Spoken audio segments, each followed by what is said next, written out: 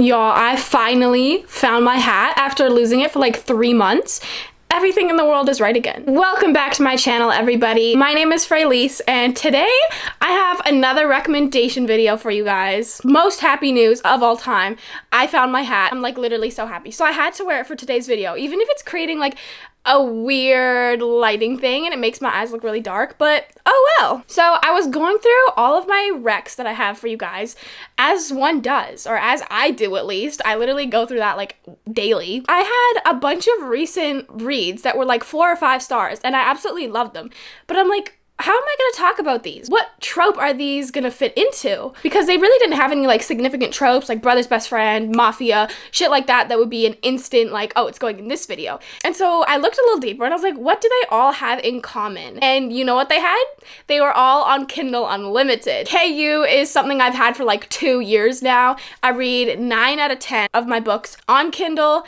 And so, you know, I had to do a Kindle Unlimited recommendation video. I feel like a lot of people use Kindle Unlimited, and if you don't, then you should. So let's get into the video. I have some really, really fun recs that I'm dying to talk about. As soon as I start filming, the sun goes away. Fuck you! Let's start with the one I read most recently. That would be Falcons Prey by C. Lamari. I don't know why I clapped. I read Swan Song by her in January and I loved it. I loved it so much and I instantly loved her writing as well, but I didn't want to pick anything up because I knew it wouldn't top that. So, I mean, I had this on my TBR and I was like, I'm gonna read it. And oh my god, it did not disappoint. It was almost as good as Swan Song, but Swan Song just has a special place in my heart. So I don't think it could top that. So this follows Ember and Ren, and Ember is a heiress to like a diamond empire that has gone through her family for like generations and generations, and Ren gets hired as her bodyguard. So instantly I was like, oh yeah, I'm intrigued. But there's revenge plot in this, and I'm not gonna say too much because I don't want to give it away, but he's her bodyguard for a reason. He wanted that job for a reason, and this is also enemies to lovers, and it did not disappoint on the hate scale. I really take my enemies to lovers seriously. Like, I have 3 books maybe that I've read in the past year that I would actually classify as enemies to lovers, and this book is one of those 3. So I take that shit seriously. When I say it's enemies to lovers, this is enemies to lovers. And the book is written in 2 parts. The first part happens when he's still her bodyguard. She is recovering from something. Honestly, she's a complete bitch to everybody. She looks at him as if he's like the help, and she looks down on him, and he is so pissed at her, and that really creates the hate in here. But he can't let go of the job because he has an ulterior motive. So just when you think they're going somewhere with their little thing, something happens and he gets shipped off to prison, I think. And so that was the first part of the book, and then about a year later they meet again, and that's the second part of the book. And it was so good. It kept me on my toes the entire time.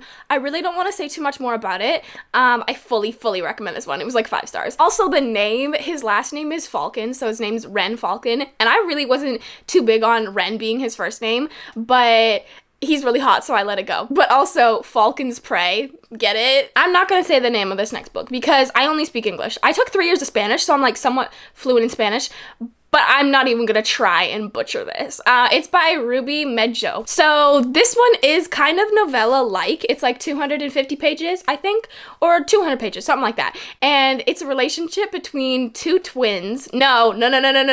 It's a relationship between 2 brothers and their stepsister, okay? I didn't mean to say it like that. So Alice is kind of like a closed off, kind of dainty and like really quiet girl. She has had a past as well that was really traumatic. And so when her mom marries this guy and she meets her twin stepbrothers, she's like petrified of them.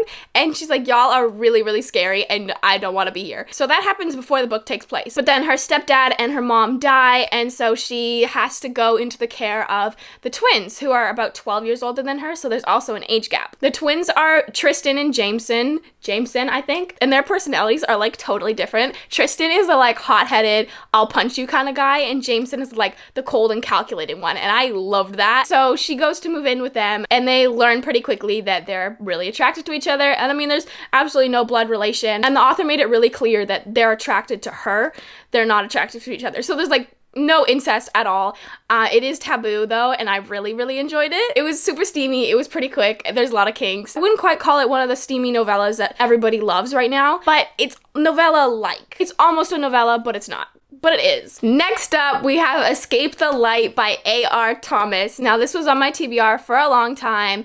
I was pretty iffy because of the cover, but this was the best book I've read probably all year. So this follows Zara and Callan, and Zara is a supermodel. She has a past. I feel like I say that for every fucking female main character. She has a past that is kind of hidden. We don't know much about it yet. But like I said, she's a model. She's super famous, and she's just living life, you know? But she does want to not be a model anymore. So she meets Callan, and Callan is like a broody UK mobster, kind of. Oh, fuck, I loved him.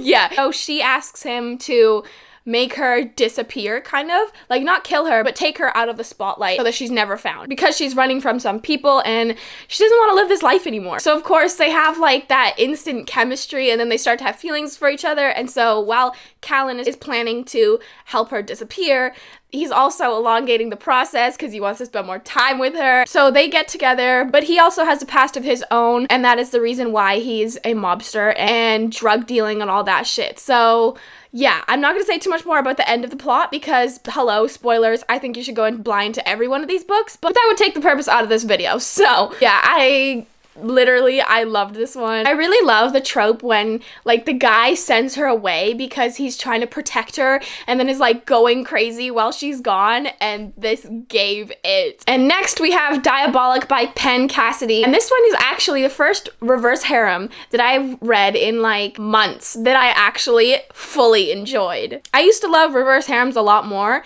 I would read, like, high school reverse harems at the beginning of last year, but then I found them really, really cliche, and so I put them down for a bit. But this one was so good, and I'm so glad I took a chance on an RH and read this. So this follows Layla, who was sex trafficked when she was really young, and she's working in a club one night when a rich mobster's wife comes over and is like, "Hun, are you okay?" And so they end up adopting her, and she grows up to be one of his mercenaries, going around on missions, killing men, and she's a little fucked up because she loves this shit. Like, this one is kind of dark as well because there's a few scenes of her, like, gutting men, and I mean, I liked it, obviously. She has 4 love interests in this one, and I'm not going to tell you who they are because we don't find out until, like, 30% who they are.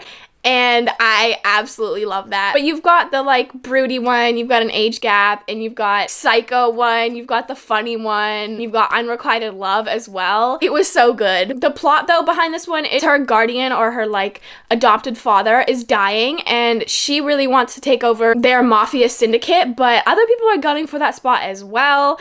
And I gotta stop there because I'm gonna spoil it and I don't want to. And next up, we have an absolute wild motherfucking ride of a book. This is Ecstasy by KV Rose, and I read this one a long time ago, actually, so the details are a little bit hazy, but they're not because this was such a memorable read because of the motherfucking roller coaster of emotions. So this one's a love triangle. This follows Zara and Alex, who are actually dating, but they have, like, a really, really toxic relationship, and they're super petty and they're trying to get back at each other. And Alex's best friend Eli has always, like, tempted Zara, and now that they are broken up, he starts to tempt her even more. And so there's, like, a whole mess of a situationship that happens between the 3 of them. Depending on which guy you're rooting for, it doesn't have a happily ever after. I really wasn't here for the happily ever after, though. I was here for the wild ride, honestly. So I was, like, semi-happy with the guy she ended up with, but then I also sat back and I was like, what did I just read? But I really did enjoy this one. And actually, the guy that she does not end up with has his own book called Ecstasy 2 and 3, I think, or something like that. And that's on my TBR. I really want to get to that one because KV Rose is such a good author and I really just need to read more of her stuff. So yeah, Ecstasy, if you're in for a wild ride, read this one. Next up, we have Lotus by Jennifer Hartman, and I know y'all are loving Still Beating by Jennifer Hartman, which I actually started the other day and then I put it on pause to read Falcon's Prey. But this one I feel like is so underrated. This is a, like, childhood friends to strangers to lovers story. Okay, sorry, my camera was doing some crazy shit. So this follows Sydney and Oliver disappears one night on the 4th of July. and ends up coming back like 22 years later, which instantly, that was what intrigued me because I love that. It reminds me of a show that I'm currently watching, which is Blind Spot, and I was here for it. I loved it. So when Oliver comes back, he's super traumatized. He doesn't remember much, and Sydney is just so glad to have her best friend back. And obviously, after being gone for 22 years and out of society for that long, Oliver's a little disoriented. He doesn't really know what life is. He doesn't remember anything either. But she is completely there for him, and she's introducing him back into society and really helping him when he gets stressed out from like overstimulation, right? Pretty instantly attracted to her, and he doesn't really remember much of them as kids, but he knows that he loves her, and it's so cute.